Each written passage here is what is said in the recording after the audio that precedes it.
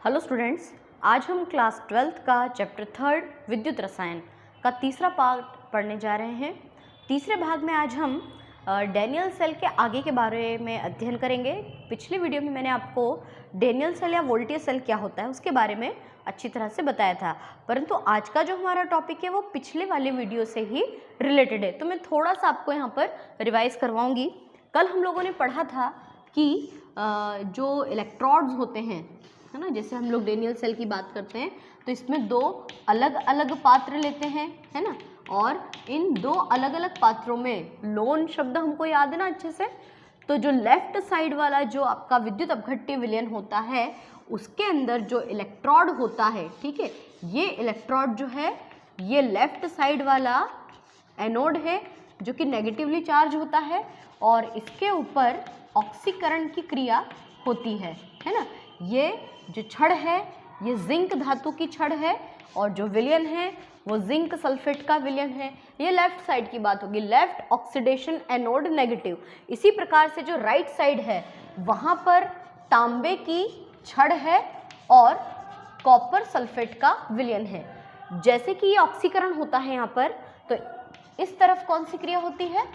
अपचयन की क्रिया यहाँ पर होती है और इन दोनों इलेक्ट्रोडों को आपस में इस तरीके से जोड़ा जाता है। बीच में गैल्वेनोमीटर होता है जिसमें कि विक्षोभ उत्पन्न होता है ना, और इलेक्ट्रॉन के प्रवाह की दिशा जो होती है वो इस प्रकार से होती है। इसके बारे में हम कल बिल्कुल क्लियर कर चुके हैं। और इनके बीच में क्या पाया जाता है? लवण सेतु, ठीक है। और लवण सेतु क्या होता है, उसके क्या कार्य हैं, ये सब कुछ हम लोग कल पढ़ चुके हैं। अब आज हम ऐसा क्या पढ़ने जा रहे हैं जिसमें हमको इसकी आवश्यकता पड़ रही है। तो आज का हमारा प्रश्न है कि इलेक्ट्रोड विभव क्या होता है। यहाँ पे हम लिख देते हैं ऑक्सीकरण। आज का हमारा जो टॉपिक है वो है कि इलेक्ट्रोड विभव किसे कहते हैं। इलेक्ट्रोड विभव को इंग्लिश में कहा जाता है इलेक्ट्रोड पोटेंशियल। इलेक्ट्रोड विभव क्या होता है तो हम जानते हैं अच्छी तरह से कि किसी भी सेल द्वारा या तो इलेक्ट्रॉन त्यागे जाते हैं या इलेक्ट्रॉन ग्रहण किए जाते हैं। जैसे ऑक्सीकरण अर्ध सेल जो है आपका, है, इसका पूरा नाम है ऑक्सीकरण अर्ध सेल, जबकि हम इसको कहेंगे अपचयन अर्ध सेल, है ना। तो ऑक्सीकरण अर्ध सेल द्वारा इलेक्ट्रॉन त्यागे जाते हैं जबकि अपचयन अर्ध सेल द्वारा इलेक्ट्रॉन्स ग्रहण किए जाते हैं। तो किसी सेल द्वारा इलेक्ट्रॉन त्यागने या इलेक्ट्रॉन ग्रहण करने पर जो विभव उत्पन्न होता है उस विभव को हम कहते हैं इलेक्ट्रोड विभव।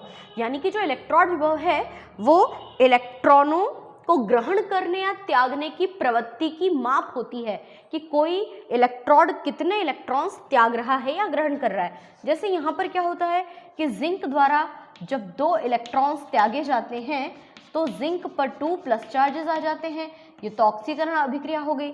जबकि अपचयन अभिक्रिया में क्या हुआ था कि क्यूप्रिक आयन 2 इलेक्ट्रॉन को ग्रहण करके बन जाता है सॉलिड कॉपर के अंदर। तो इलेक्ट्रोड विभव किसी सेल द्वारा इलेक्ट्रॉन त्यागने और इलेक्ट्रॉन ग्रहण करने की प्रवृत्ति की माप होती है। इतना एकदम क्लियर हो गया। अब ये जो आपका इलेक्ट्रोड विभव होता है ये दो प्रकार का होता है। एक होता है ऑक्सीकरण विभव, नाम से ही स्पष्ट है ऑक्सीकरण विभव। तो ये विभव कब उत्पन्न होगा कि जब किसी अर्ध सेल द्वारा ऑक्सीकरण की क्रिया होती है, अर्थात जब किसी सेल द्वारा इलेक्ट्रॉनों को त्यागा जाता है ना। हम यहाँ पे कहेंगे कि इलेक्ट्रॉन त्यागने पर जो विभव उत्पन्न होता है उस विभव को हम कहते हैं ऑक्सीकरण विभव। जैसे कि ये जो आपको समीकरण नजर आ रहा है, जिंक द्वारा जब 2 इलेक्ट्रॉन्स त्यागे जाते हैं तो उस पर 2+ चार्ज आ जाते हैं। यहाँ पर हम जिंक के स्थान पर अगर एक कोई सॉलिड मेटल लें, कोई भी मेटल, है ना, कोई भी हम जनरल लिख सकते हैं, और जब इस धातु द्वारा मान लीजिए 1 इलेक्ट्रॉन त्यागा जाता है तो उसके ऊपर 1+ चार्ज आता है। परंतु यदि किसी धातु द्वारा बहुत सारे इलेक्ट्रॉन्स त्यागे जाते हैं तो उसके ऊपर बहुत सारे प्लस चार्ज आ जाएंगे, है ना। और इस अवस्था में यहाँ पे हम लिखते हैं AQ और यहाँ लिखा जाता है S, ठीक है। तो किसी अर्ध सेल में जब ऑक्सीकरण की क्रिया होती है या जब किसी अर्ध सेल द्वारा इलेक्ट्रॉन्स त्यागे जाते हैं तो इलेक्ट्रॉन त्यागने के कारण जो विभव उत्पन्न होता है उसको हम ऑक्सीकरण विभव कहते हैं, है ना। और यहाँ पर हमें समीकरण भी लिखना होगा कि भैया M के स्थान पे जिंक धातु की छड़ है और जिंक ने जब 2 इलेक्ट्रॉन्स त्यागे तो उसके ऊपर 2+ चार्जेस आ गए। जिंक का जो ऑक्सीकरण विभव होता है उसका मान होता है +0.76 वोल्ट। ये जिंक का ऑक्सीकरण विभव है। परंतु यदि जिंक धातु द्वारा जब अपन अपचयन की क्रिया करवाएंगे ना, तब अपचयन विभव उत्पन्न होगा तो वो संख्या भी यही आएगी, परंतु उसके चिन्ह में अंतर आ जाएगा। मैं 2 मिनट के लिए आपको इसका अपोजिट समझाती हूँ, है ना। जैसे मान लीजिए कि जिंक के ऊपर पहले से ही 2+ चार्ज हैं और उसने 2 इलेक्ट्रॉन्स ग्रहण कर लिए, तो क्या हो जाएगा, वो सॉलिड जिंक में कन्वर्ट हो जाएगा, है ना, बिल्कुल अपोजिट अभिक्रिया। तो यहाँ पर क्या हुआ, यहाँ पर जिंक द्वारा इलेक्ट्रॉनों को ग्रहण किया जा रहा है, तो इलेक्ट्रॉन ग्रहण करने पर जो विभव उत्पन्न होता है उसको क्या कहते हैं, अपचयन विभव। तो जिंक के अपचयन विभव का मान होगा -0.76 वोल्ट। आपको बात समझ में आ गई कि यहाँ पर प्लस चिन्ह ऑक्सीकरण विभव के लिए और माइनस चिन्ह अपचयन विभव के लिए इस्तेमाल करते हैं। पर चूंकि हमको इस सेकंड समीकरण की कोई आवश्यकता नहीं है, इसलिए हम इसको नहीं लिखेंगे। तो समझ में आ गया आपको अच्छे से कि ऑक्सीकरण विभव किसे कहते हैं, कि जब किसी अर्ध सेल द्वारा इलेक्ट्रॉन्स त्यागे जाते हैं तो इलेक्ट्रॉन त्यागने पर जो विभव उत्पन्न होता है उसको हम ऑक्सीकरण विभव कहते हैं। इसी प्रकार से एक और आता है अपचयन विभव, है ना। अब अपचयन विभव की डेफिनेशन क्या होगी कि जब किसी अर्ध सेल द्वारा इलेक्ट्रॉनों को ग्रहण किया जाता है, जब किसी अर्ध सेल द्वारा इलेक्ट्रॉनों को ग्रहण किया जाता है तो इलेक्ट्रॉन ग्रहण करने पर अपचयन की क्रिया होती है और अपचयन के कारण जो विभव उत्पन्न होता है उसको हम क्या कहेंगे, अपचयन विभव। हमारे पास यहाँ पे जो अर्ध सेल है उसमें कॉपर सल्फेट का सॉल्यूशन और कॉपर धातु की छड़ है। तो देखिए हम इसको कैसे लिखेंगे, Cu पे पहले से ही 2+ चार्ज थे और 2 इलेक्ट्रॉन इसने ग्रहण किए, तो ये बदल गया Cu में। जो कॉपर होता है उसके अपचयन विभव का मान होता है -0.34 वोल्ट, है ना। मैंने आपको अभी बताया कि अपचयन में हमेशा माइनस चिन्ह और ऑक्सीकरण में हमेशा प्लस चिन्ह का प्रयोग करेंगे। तो यहाँ हम लिखेंगे कि यह है इसका अपचयन विभव। अब आप समझ ही गए होंगे कि यदि हम यहाँ पर इसकी ऑक्सीकरण अभिक्रिया करा देंगे तो इसके ऑक्सीकरण विभव का मान क्या आएगा, आप कमेंट बॉक्स में लिख सकते हैं। समझ गए होंगे कि ऑक्सीकरण विभव में हमेशा मान प्लस में और अपचयन विभव में मान हमेशा माइनस में आते हैं। आजकल जो विद्युत रासायनिक श्रेणी जो तैयार की गई है वो उसके मान जो है वो अपचयन विभव के आधार पर ही दिए गए हैं। तो इलेक्ट्रॉन विभव की डेफिनेशन में कोई प्रॉब्लम नहीं है कि जब किसी सेल द्वारा या तो इलेक्ट्रॉन त्यागे जाते हैं या इलेक्ट्रॉनों को ग्रहण किया जाता है तो इलेक्ट्रॉन के त्यागने या ग्रहण करने पर जो वोल्ट या जो विभव उत्पन्न होता है उसको हम इलेक्ट्रोड विभव कहते हैं।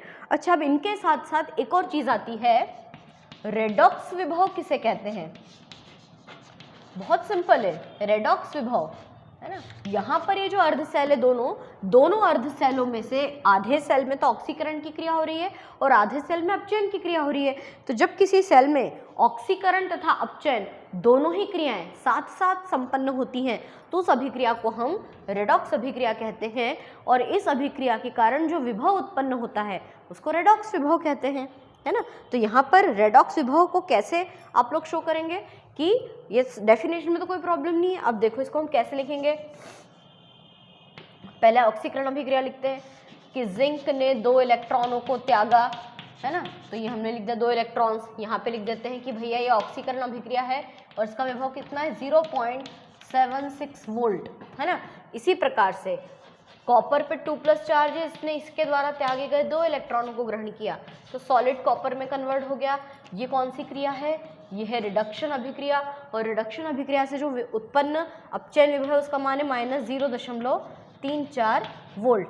तो इसका जो योग होगा वो कहलाएगा आपका रेडॉक्स विभव। इसका योग हम कैसे लिखते हैं, देखिए 2 इलेक्ट्रॉनों से ये 2 इलेक्ट्रॉन्स कट गए तो जो बचा उसको उतार लो, क्या बचा ऊपर, जिंक सॉलिड प्लस कॉपर 2+। आपको याद हो तो मैंने कल एक प्रश्न आपको पढ़ाया था कि रेडॉक्स अभिक्रिया किसे कहते हैं, उसमें हमने यही एग्जांपल लिखा था। यहाँ से ऊपर से हम लिखेंगे जिंक पे 2+ चार्ज और नीचे क्या लिखेंगे, कॉपर सॉलिड। तो हो गया ना रेडॉक्स अभिक्रिया। अब इसका टोटल हम करके देखें तो कितना आएगा, 6 और 4 10 की 0, हासिलाई 1 7 8 9 10, है ना। तो कितना आया इसका वोल्ट, +1 वोल्ट, यानी कि 1 वोल्ट का विद्युत विभव इसमें उत्पन्न हुआ। तो ये अच्छी तरह से समझ में आया। इलेक्ट्रॉन विभव किसे कहते हैं, ऑक्सीकरण विभव क्या है, अपचयन विभव क्या है और रेडॉक्स विभव क्या है। अब आगे हम बात करते हैं, एक प्रश्न बनता है छोटा सा, विद्युत वाहक बल किसे कहते हैं। विद्युत वाहक बल, इंग्लिश में हम इसको कहते हैं इलेक्ट्रोमोटिव फोर्स। इलेक्ट्रोमोटिव फोर्स, विद्युत वाहक बल किसे कहते हैं। तो इसकी डेफिनेशन क्या होगी, याद रखना, खुले परिपथ में, खुले परिपथ है ना, अगर कोई सेल बनाए तो उसका परिपथ खुला हुआ होना चाहिए। खुले परिपथ में दोनों इलेक्ट्रोडों पर उत्पन्न विभवों के अंतर को विद्युत वाहक बल कहते हैं। जैसे ये देखिए, ये 2 सेल है, एक तांबे की छड़ है, एक जिंक की छड़ है, तो इन दोनों इलेक्ट्रोडों पर जो भी विद्युत विभव उत्पन्न हो रहा है ना, मतलब यहाँ पे कितना हो रहा है, +0.76 वोल्ट, और वहाँ पर कितना हो रहा है, -0.34 वोल्ट। तो खुले परिपथ में दोनों इलेक्ट्रोडों के मध्य उत्पन्न विभव के अंतर को विद्युत वाहक बल कहते हैं, जब बाहरी स्रोत से विद्युत धारा प्रवाहित ना हो रही हो। 2 शब्द याद रखना, एक तो खुला परिपथ, दूसरी बात कि जो विद्युत धारा है वो बाहरी परिपथ से बाहर से नहीं भेजी जा रही हो। तो ये जो आपका विद्युत रासायनिक सेल होता है, विद्युत रासायनिक सेल की पहचान ही है कि इसमें पहले रासायनिक अभिक्रिया होती है जिसके कारण विद्युत धारा उत्पन्न होती है। तो इसका मतलब ये हुआ कि अगर हम इसका उल्टा बोल दें कि बंद परिपथ में और ऐसा सेल जिसमें बाहर से विद्युत धारा प्रवाहित हो रही हो, उनके इलेक्ट्रोडों के बीच उत्पन्न विभव का जो अंतर होता है, उस अंतर को हम कहते हैं विभवांतर। एक और प्रश्न है, विभवांतर क्या होता है ना। तो विभवांतर की डेफिनेशन होगी कि भैया बंद परिपथ में किसी सेल के दोनों इलेक्ट्रोडों के बीच उत्पन्न विभवों का अंतर विभवांतर कहलाता है, जबकि सेल में बाहर से विद्युत धारा प्रवाहित हो रही हो, जबकि इसमें ना तो बाहर से विद्युत धारा प्रवाहित होगी और ना ही ये बंद परिपथ है। तो आप समझ गए होंगे कि जो विद्युत वाहक बल है वो विद्युत रासायनिक सेलों का मापा जाता है, जबकि जो विभवांतर होता है वो इलेक्ट्रोलाइट सेल यानी कि विद्युत अपघटनीय सेलों का मापा जाता है ना। अच्छा, विद्युत वाहक बल जो होता है, उस विद्युत वाहक बल का मापन जो होता है वो हम किससे करते हैं, वोल्ट मीटर से करते हैं, है ना। विद्युत वाहक बल का मापन वोल्ट मीटर द्वारा किया जाता है, जबकि विभवांतर का मापन पोटेंशियोमीटर द्वारा किया जाता है ना, विभव मापी द्वारा किया जाता है। इसको इंग्लिश में हम कहते हैं पोटेंशियोमीटर द्वारा इसका मापन करते हैं। अब हम यहाँ पर एक बहुत इंपॉर्टेंट चीज़ पढ़ने वाले हैं, क्योंकि हमने विद्युत वाहक बल शब्द का इस्तेमाल किया है। तो विद्युत वाहक बल जो होता है, एक बार फिर से क्या डेफिनेशन में फिर से बोल के बताती हूँ आपको कि किसी सेल का विद्युत वाहक बल दोनों किसी खुले परिपथ में किसी सेल में दोनों इलेक्ट्रोडों के मध्य जो विभव उत्पन्न होता है, उसके अंतर को, उसके विभवों के अंतर को विद्युत वाहक बल कहते हैं, जबकि पात्र में बाहर से विद्युत धारा प्रवाहित ना हो रही हो। और आगे ये बताया गया है कि जो विद्युत वाहक बल होता है उसमें विद्युत धारा जो प्रवाहित होती है ना, सेल में विद्युत धारा कोई बाहर से तो प्रवाहित हो नहीं रही है, वो तो रासायनिक क्रियाओं के बाद उत्पन्न हुई है। तो विद्युत धारा का जो प्रवाह होता है वो हाई वोल्टेज से लो वोल्टेज की ओर होता है। देखिए +0.76 वोल्ट हाई वोल्टेज है और ये -0.34 वोल्ट लो वोल्टेज है। तो उच्च विभव से निम्न विभव की ओर होता है, एनोड से कैथोड की ओर होता है, या यूं कह लें ऑक्सीकरण विभव से अपचयन विभव की ओर होता है। तो हम इसको कैसे लिखेंगे, हम इसे ऐसे कहते हैं कि हिंदी में लिख लेते हैं, उच्च विभव से माइनस ई निम्न विभव, है ना। मतलब जो विद्युत धारा का बहाव है वो कहाँ से कहाँ तक हो रहा है, उच्च विभव से निम्न विभव की ओर हो रहा है। दूसरी बात, ई एनोड से कैथोड की तरफ हो रहा है, यहाँ पे ई का मतलब है ईएमएफ, है ना। और तीसरी बात, ई ऑक्सीकरण अर्ध सेल से किधर हो रहा है, अपचयन अर्ध सेल की ओर हो रहा है। इस बात को हमें बहुत अच्छी तरह से याद रखना है। ईएमएफ का मापन जो होता है वो विभव, मैंने उल्टा लिख दिया यहाँ पर, ईएमएफ का मापन विभव मापी द्वारा होता है, जिसको इंग्लिश में वोल्ट मीटर कहते हैं, है ना। विद्युत वाहक बल का मापन विभव मापी यानी वोल्ट मीटर द्वारा होता है ना। जबकि विभवांतर का मापन पोटेंशियोमीटर द्वारा होता है ना। पोटेंशियोमीटर द्वारा इसका मापन किया जाता है। तो विद्युत वाहक बल वैसे तो बहुत ज़्यादा डिटेल में आपको फिजिक्स में पढ़ना है, लेकिन हमने भी यहाँ पे सिर्फ छोटी सी डेफिनेशन के बारे में पढ़ा है। अच्छा, अब एक और छोटा सा प्रश्न बनता है कि विभवांतर और विद्युत वाहक बल में अंतर लिखिए। विभवांतर और विद्युत वाहक बल यानी कि EMF, इनमें डिफरेंस लिखना है हमको। तो पहला अंतर तो मैंने आपको बहुत इजीली बता दिया, है ना। पहले अपन ने विद्युत वाहक बल के बारे में बात की ना। तो विद्युत वाहक बल किसे कहते हैं कि खुले परिपथ में, है ना। जबकि यहाँ पे क्या शब्द आ जाएगा, बंद परिपथ में। एक में खुला परिपथ है, एक में बंद परिपथ है।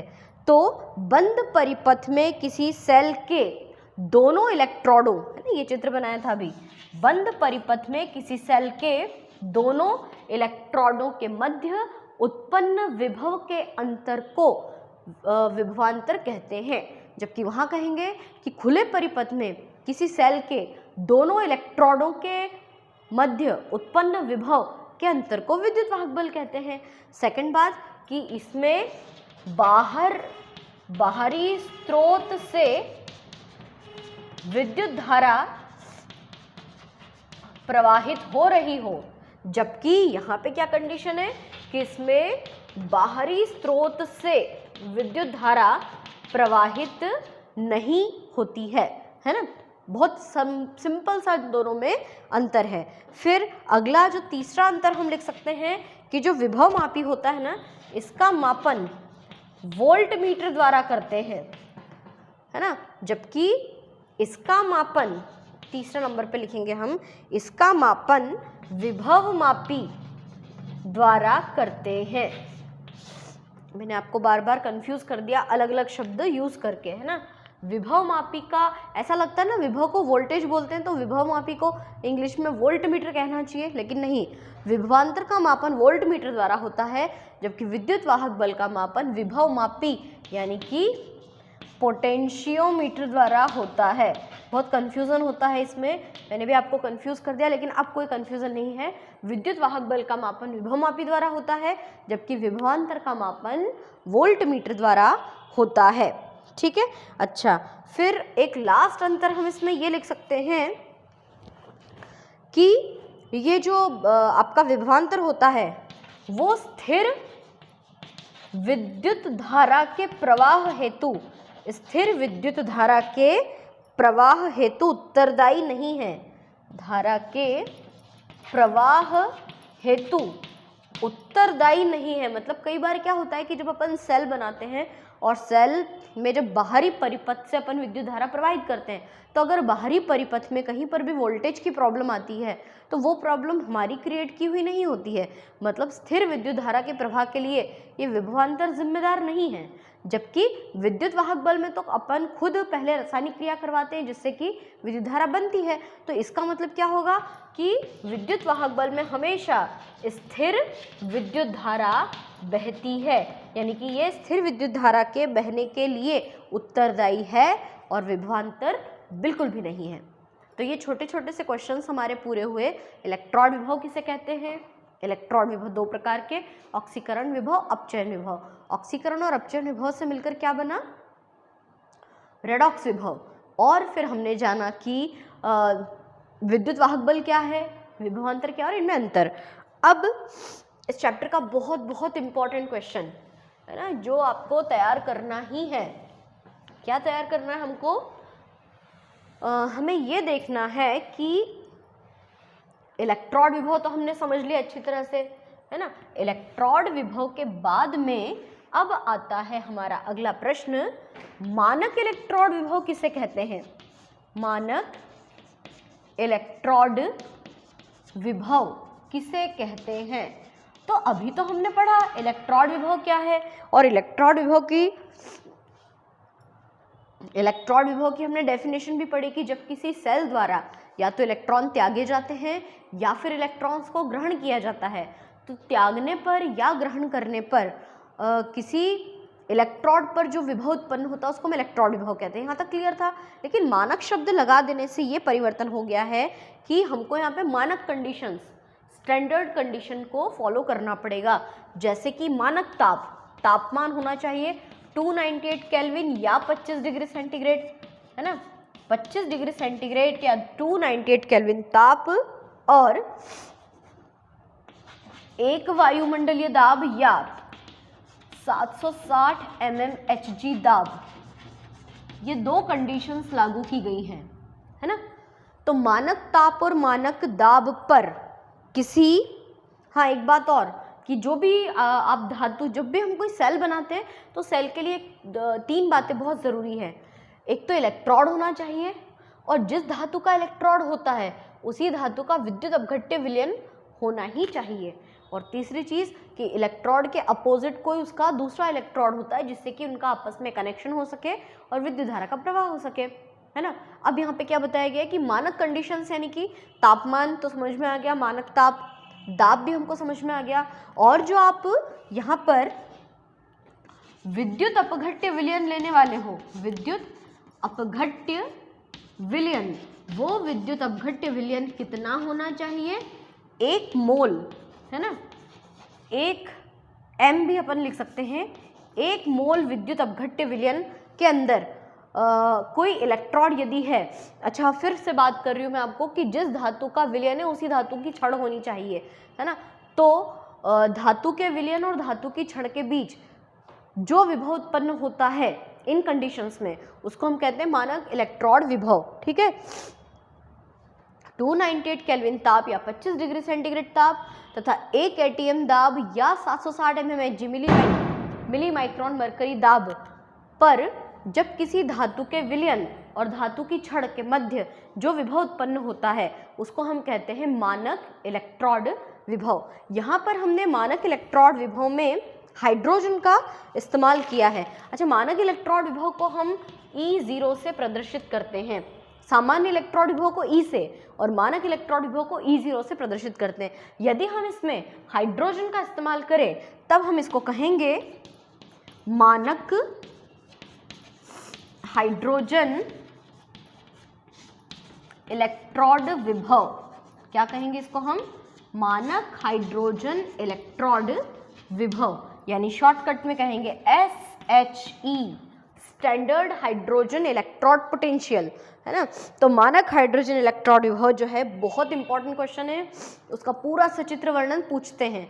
मानक इलेक्ट्रॉड विभव अगर छोटा सा 2 नंबर में आता है तो आपकी डेफिनेशन क्या होगी कि 25 डिग्री सेंटीग्रेड ताप और 1 वायुमंडलीय दाब पर किसी धातु के विलयन और धातु की छड़ के मध्य जो विभव उत्पन्न होता है, चाहे वो इलेक्ट्रॉन त्यागने से हो या इलेक्ट्रॉन ग्रहण करने से, उसको हम कहते हैं मानक इलेक्ट्रॉड विभव। और यदि हम इसमें हाइड्रोजन गैस का प्रयोग करते हैं तो उसको हम मानक हाइड्रोजन इलेक्ट्रॉड विभव या स्टैंडर्ड हाइड्रोजन इलेक्ट्रॉड कहते हैं। तो चलिए हम इस SHE के बारे में डिटेल में जानते हैं।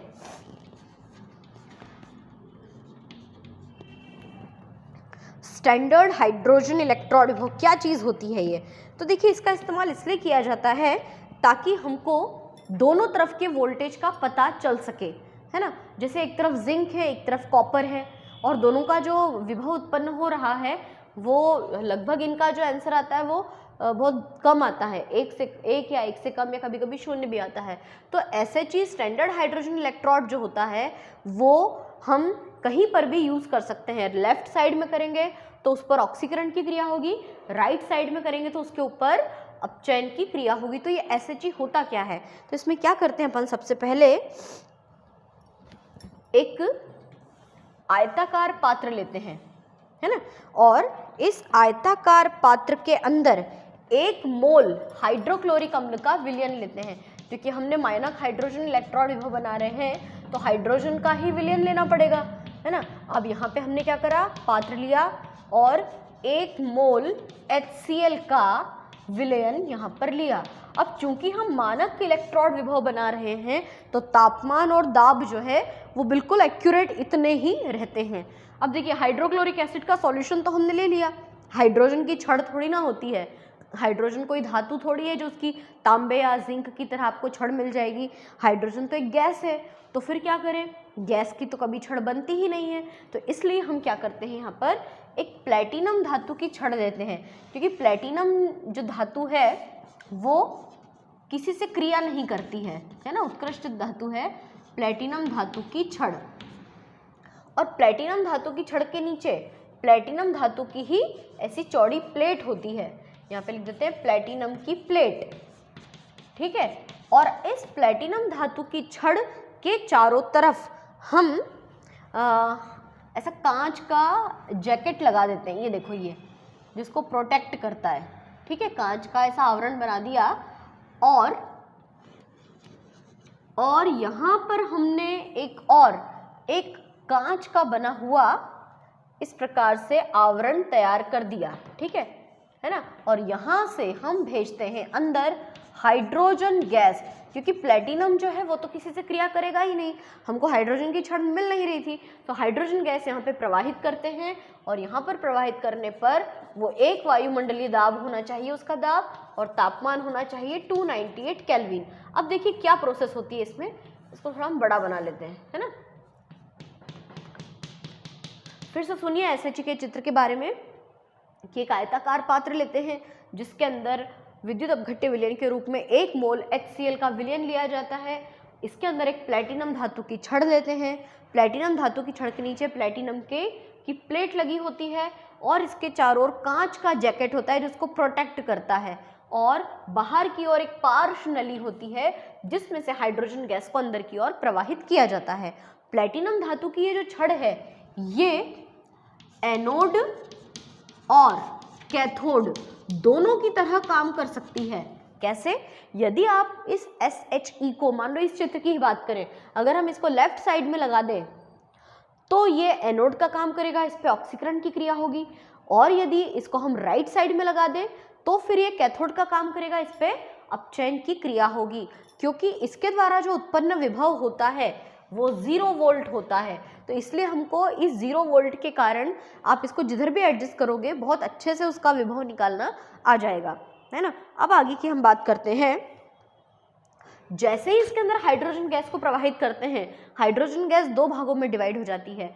कुछ हाइड्रोजन गैस तो इस प्लैटिनम धातु की प्लेट पर अधिशोषित हो जाती है, अधिशोषित का मतलब क्या होता है, चिपक जाती है हाइड्रोजन, और कुछ हाइड्रोजन गैस बुलबुलों के रूप में हमको यहाँ पर निकलती हुई नजर आती है। तो यहाँ पे 2 चीजें हैं, एक तो प्लेटिनम की प्लेट पे चिपकी हुई हाइड्रोजन गैस और बुलबुलों के रूप में निकलने वाली हाइड्रोजन गैस, इन दोनों में साम्य स्थापित हो जाता है ना। साम्य स्थापित हो जाता है तो उस पर ऑक्सीकरण या अपचयन दोनों तरह की क्रिया हो सकती है। देखिए कैसे, देखिए H2 लिखना पड़ेगा क्योंकि हाइड्रोजन अकेला तो होता नहीं है ना। और हाइड्रोजन जो होता है यदि हम 1/2 लिख लें तो 2 से 2 कट जाएगा तो सिंगल ही दिखाई दे रहा है। हाइड्रोजन द्वारा 1 इलेक्ट्रॉन त्यागा जाता है, 1 इलेक्ट्रॉन त्यागेंगे तो ये 1 इलेक्ट्रॉन त्यागने पर इसके ऊपर एक प्लस चार्ज आएगा। ये कौन सी क्रिया हुई, ऑक्सीकरण की क्रिया, मतलब हाइड्रोजन पर इस तरह से ऑक्सीकरण क्रिया भी हो सकती है। तो यहाँ पर जो उत्पन्न विभव होगा वो क्या होगा, ऑक्सीकरण विभव। लेकिन अगर आप हाइड्रोजन को, इस SHE को राइट साइड रख रहे हो तब इस पर अपचयन की क्रिया होगी। तो अपचयन की क्रिया कैसे होगी, उल्टा होगा कि हाइड्रोजन आयन को जब 1 इलेक्ट्रॉन मिल जाएगा तो वो बदल जाएगा H2 में। इसके आगे भी आप 1/2 लिख दो ताकि समीकरण संतुलित हो जाए। ये जो नीचे वाली अभिक्रिया है इसको हम क्या कहेंगे, अपचयन अभिक्रिया।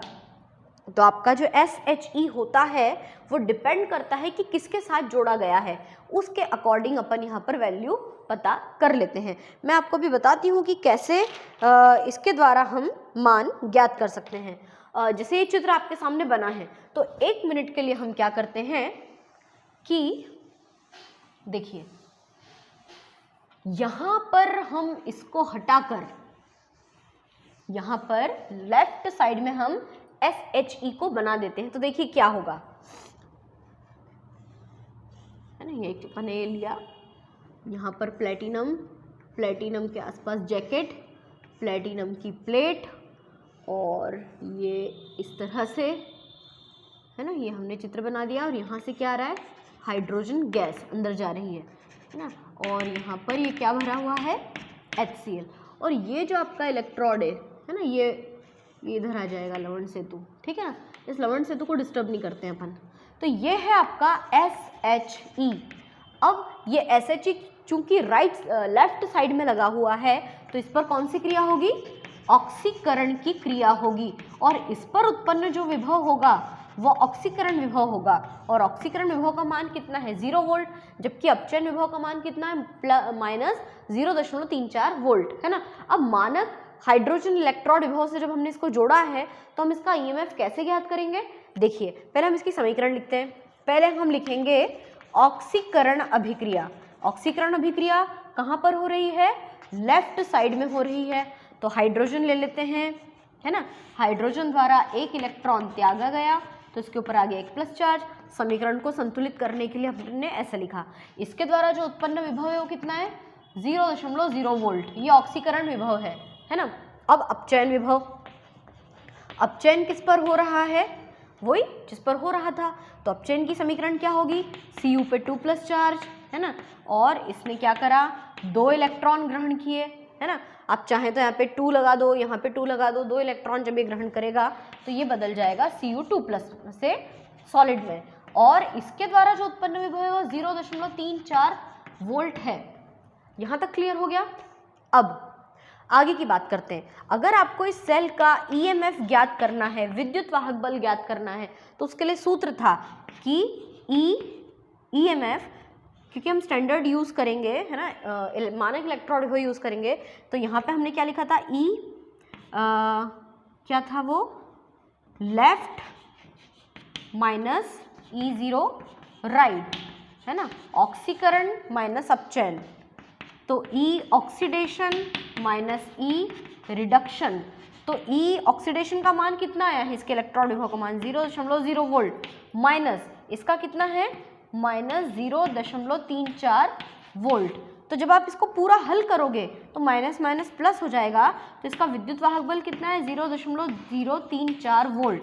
ये क्या मान आया है, ये 0.034 वोल्ट जो वैल्यू आई है, ये इस पूरे सेल का विद्युत वाहक बल है।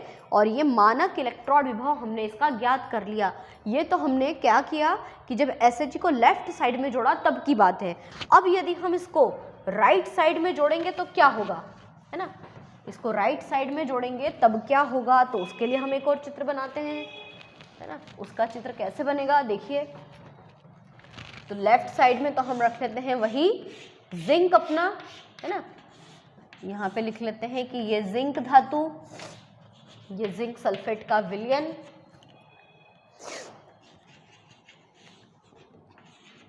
है ना। और यहाँ पे क्या लगा दिया हमने, यहाँ पे 1 मोल HCl का विलयन, प्लेटिनम, इसकी प्लेट, है ना, इसको एक जॉकेट से घेरा हुआ है। और इसका चित्र बहुत सिंपल है ना। यहाँ से हाइड्रोजन गैस अंदर प्रवेश कर रही है, ठीक है। तो यहाँ पर जिंक और जिंक सल्फेट और ये मानक हाइड्रोजन इलेक्ट्रोड आ गया। और यहाँ पर हम इसको ऐसे बुलबुले के रूप में निकलता हुआ दिखा देते हैं। अब यहाँ पर कौन सी क्रिया हो रही है, ऑक्सीकरण। यहाँ पर कौन सी क्रिया हो रही है, रिडक्शन, है ना। तो पहले अपन यहाँ पर लिखते हैं ऑक्सीकरण अभिक्रिया। ऑक्सीकरण अभिक्रिया किस पर हो रही है, जिंक पर। तो हम लिखेंगे जिंक, जिसने 2 इलेक्ट्रॉन्स त्यागे और इसके ऊपर 2 माइनस चार्ज आ गया, है ना। 2 इलेक्ट्रॉन्स त्यागेंगे तो 2 प्लस चार्ज आएगा। इसका विभव कितना था, प्लस 0.76 वोल्ट, है ना। और अपचयन की क्रिया किस तरफ हो रही है, अपचयन की क्रिया हो रही है इस बार राइट साइड में। तो राइट साइड में हो रही है तो हाइड्रोजन के ऊपर एक प्लस चार्ज है ना। हाइड्रोजन को उसका इलेक्ट्रॉन वापस दे दो तो ये बदल जाएगा H2 में। समीकरण को संतुलित करने के लिए हमने इसको इस तरह से लिखा हुआ है। और इसके द्वारा जो उत्पन्न विभव है कितना है, 0.0 वोल्ट। यानी कि ऑक्सीकरण और अपचयन विभव का जो मान होते हैं ईएमएफ अगर हमको निकालना होता है, इसका विद्युत वाहक बल यदि हम ज्ञात करेंगे तो उसके लिए फिर से वही सूत्र है, ई ऑक्सीडेशन माइनस ई रिडक्शन, यानी कि ऑक्सीकरण में से अपचयन को घटा दो, लेफ्ट में से राइट को घटा दो, तो यहाँ पर इसका मान कितना आया है प्लस 0.76 वोल्ट माइनस यहाँ पे कितना है 0.0 वोल्ट। तो ये वैल्यू कितनी आ जाएगी, ये वैल्यू आएगी आपकी माइनस में, है ना। तो यहाँ पर जैसे प्लस में आया था तो ये माइनस में 0.76 वोल्ट, ये इसके मानक हाइड्रोजन इलेक्ट्रोड या मानक इलेक्ट्रोड विभव का मान है। खैर मैंने जो ये सारी बातें समझाई है ये हमको लिखना नहीं है, पर मैंने ये इसलिए समझा दिया आपको ताकि आपको ये पता चले कि SHE का उपयोग क्या है।